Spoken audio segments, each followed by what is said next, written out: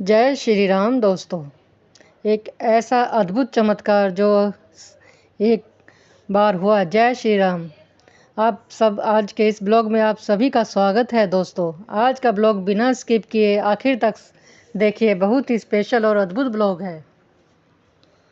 आज का बहुत ही इम्पोर्टेंट वीडियो है सभी हनुमान जी और नीम करोली बाबा के लिए, क्योंकि आज के भक्तों के लिए आज मैं हमारे पूज्य श्री नीम करोली बाबा जी के ऐसे भक्त द्वारा जो शेयर करूंगी वो आप ध्यान से सुनिए। ध्यान से आपको पता चल जाएगा कि क्या है महिमा हमारे पूज्य श्री नीम करोली बाबा की। आखिर तक ज़रूर देखिएगा। वीडियो पसंद आए तो लाइक शेयर करना ना भूलें और चैनल को सब्सक्राइब ज़रूर करें। जय श्री राम।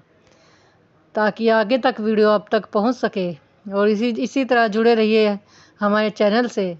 तो भक्त धन्यवाद जिन्होंने यह अनुभव हमें एक बताया है। उनका नाम है श्री महाराज जी के एक भक्त, जो हम नाम नहीं बता सकते। तो उन्होंने हमें बताया 29 दिसंबर 2016 को दिल्ली की कड़ाके की ठंड थी। मैं सुबह सुबह काठ गोदाम के लिए ट्रेन में बैठा था। मेरी मंजिल कैंची धाम यानी नीम करोली बाबा आश्रम थी। मैं काठ गोदाम पहुंचा और फिर टैक्सी से भवाली चला गया, जहां बाबा जी का आश्रम है। आखिरकार देर दोपहर तक अपने गंतव्य पर पहुंच गया। उस समय वहां बामुश्किल कुछ दुकानें खुल रही थी। केवल एक होटल था जो मुझे आसपास दिखाई दे रहा था, इसलिए मैंने वहां होटल में एक कमरा बुक किया, जहां मैं पूरे होटल में एकमात्र मेहमान था। अपना छोटा सा सामान कमरे में रखने के बाद मैं मंदिर के निकल पड़ा, जो कुछ ही दूरी पर था। फिर मैं अंदर गया और बाबा जी, हनुमान जी और माता वैष्णो देवी जी सहित सभी के शांतिपूर्ण दर्शन किए। मैं उनके सामने बैठा और रहा और काफ़ी देर तक ध्यान करता रहा, क्योंकि उस समय मुझे कोई भक्त दिखाई नहीं दे रहा था। कुछ देर बाद से बाहर आया, इलाके में घूमा। धीरे धीरे शाम होने लगी तो एक बार फिर संध्या का हिस्सा बनने के लिए मंदिर के अंदर चला गया।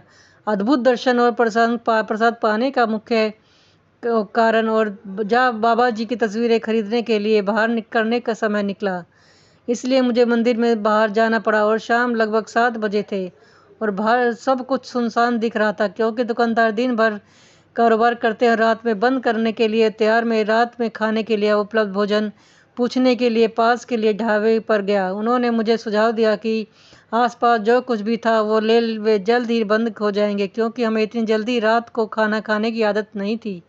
लेकिन मुझे फैसला लेना था। आखिरकार ढाबे के मालिक ने मुझसे कहा कि वह मेरे कमरे में खाना भेज देना और फिर मैं अपनी सुविधा के अनुसार ले सकता हूँ।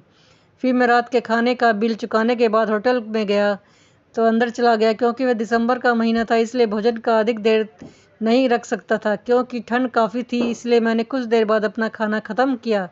सोने से पहले मैंने होटल वाले से कहा कि मुझे जल्दी जगह देना, क्योंकि सुबह काठ गोदाम से सुबह ट्रेन पकड़नी है। वह लड़का बहुत छोटा था।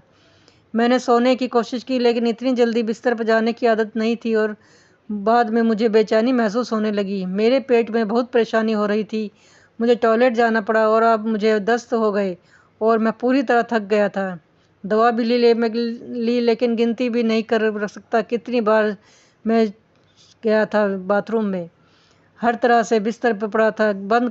आंखें बंद कर ली, गहरी नींद में सो गया। शायद देर तक मेरी आंख लग गई होगी। सुबह उठा, सुबह के लगभग 7 बज चुके थे और मेरी ट्रेन 8 बजे की थी। काठ गोदाम स्टेशन इतना नज़दीक नहीं है, क्योंकि पहुंचने में लगभग 1.5 घंटा लगता है।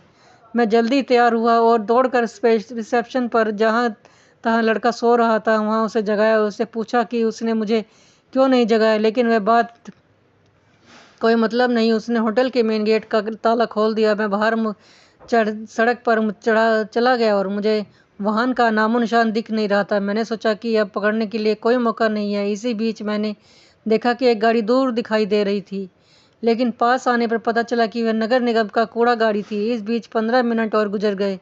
मैंने पूरी उम्मीद खो दी। मैंने बाबा से मेरे लिए कोई रास्ता निकालने की प्रार्थना की। तभी अचानक मुझे एक वाहन आता हुआ दिखाई दिया। वह वाहन कार थी। मैंने उस पर संकेत दिया, लेकिन वह आगे निकल गया। फिर कुछ दूरी पर रुक गया और पीछे की ओर वापस आया।